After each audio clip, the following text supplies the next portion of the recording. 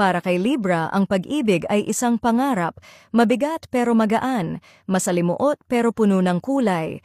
Marami siyang alaala ng mga tawanan, masayang pag-uusap, at malalambing na tingin.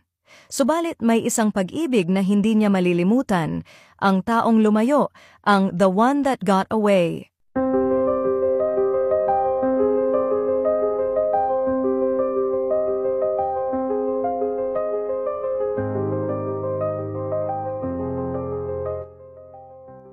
Si Libra ang tipo ng taong nagbibigay ng buong tiwala, umaasang mararamdaman din ng minamahal ang kaparehong damdamin. Naramdaman niya ang kilig, ang pananabik, at ang pag-asang magtatagal ito magpakailanman. Pero dumating ang araw na kailangan nilang maghiwalay, mga pangarap na biglang naputol, at mga pangakong binitiwan ngunit hindi natupad. Hindi mabilang kung ilang beses nang nagbalik tanaw si Libra. Bawat alaala ay parang pelikula sa kanyang isipan. Bawat alaala ay nagiging bahagi ng kanyang pag-ibig na hindi na niya muling mararanasan.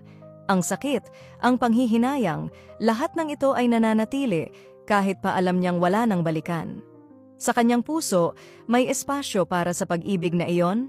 Isang pag-ibig na kailanman ay hindi niya mabibitawan kahit pa walang kasiguruhan kung muli niyang matatagpuan ang tulad nito. Ngunit alam ni Libra na bahagi ng pagmamahal ang pagpapalaya at kahit masakit, natutunan niyang tanggapin na minsan ang tamang tao ay dumarating lang para turuan siya ng aral ng pagkawala. Para kay Libra, ang the one that got away ay ang pinakamagandang alaala at ang pinakamasakit na pagsubok sa kanyang puso. Follow Dark Yafi for more daily Pinoy horoscopes.